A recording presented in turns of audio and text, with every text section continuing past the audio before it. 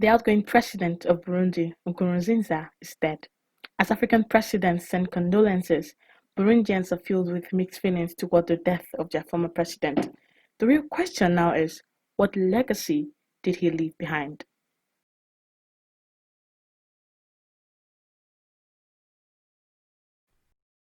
It was announced that on Monday, the Burundian outgoing president died of heart attack at the age of 55. This indeed is a sad period of his family and supporters, as his wife is presently said to have contacted the coronavirus and is being treated in Nairobi, Kenya. But to answer the aforementioned question, let's digress a little into history. The story of Burundi is one filled with disaster, heartache, and chaos. The ethnic conflict that followed after Burundi gained independence from Belgium on 1st July 1967 set the stage for her struggle. One mistake that most African leaders make is failing to amend the ills left behind by the colonial masters. The ethnic composition of Burundi has traditionally been described as comprising three groups: the Hutu, Tutsi, and Twa. One of Belgium's primary influences on Burundi and the rest of their colonies was the creation of socio-ethnic divisions within the population.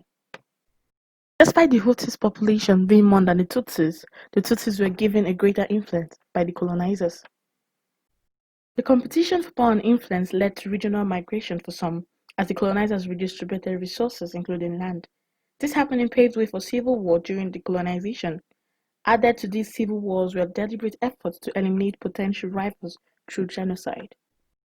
The 1972 genocide in Burundi began with Hutu rebels attacking government and military offices in eastern Burundi, but also killing any Tutsi or Hutu that would not join the uprising.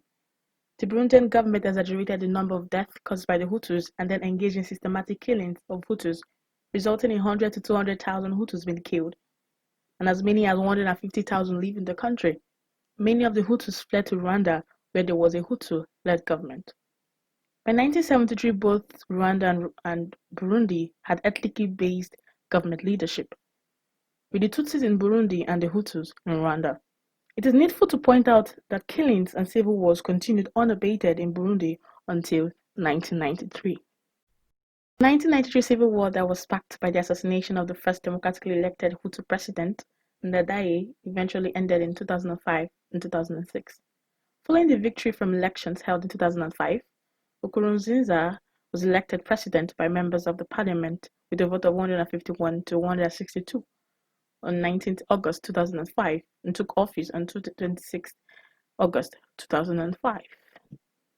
He was re-elected in 2010 with more than 91% of the vote amidst an opposition boycott and sworn in for his second term on August 26, 2010. In 2015, Nkurunziza was nominated again by his party for a third term in office.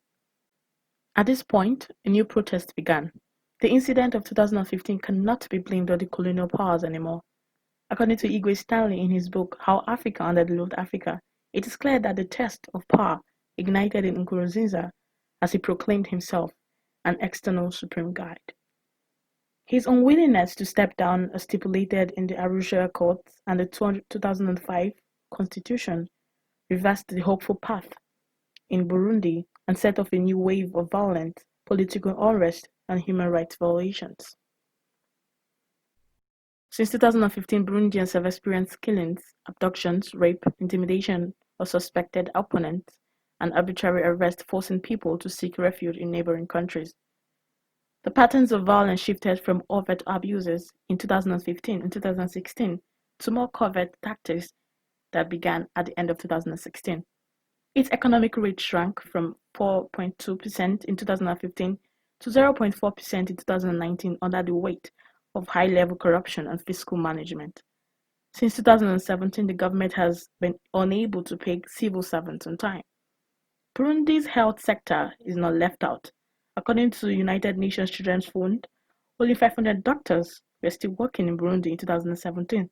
2019, 5.7 million cases of malaria, including 1,801 deaths, were reported. Forward to 2020, the outgoing president left Burundi more devastated than he met it. Now, Evariste Ndayishimiye needs to pick up the pieces, and we hope he can do better than Nkurunziza. Nkurunziza's death indeed comes as a shock to most Burundians, but Burundi can rise up. The crisis can be resolved because it is self-inflicted. Burundi needs other African countries to assist her so as to prevent more crises from rising. In all, we must mourn with the family. Rest in peace, Nkurunziza, and we hope Burundi survives.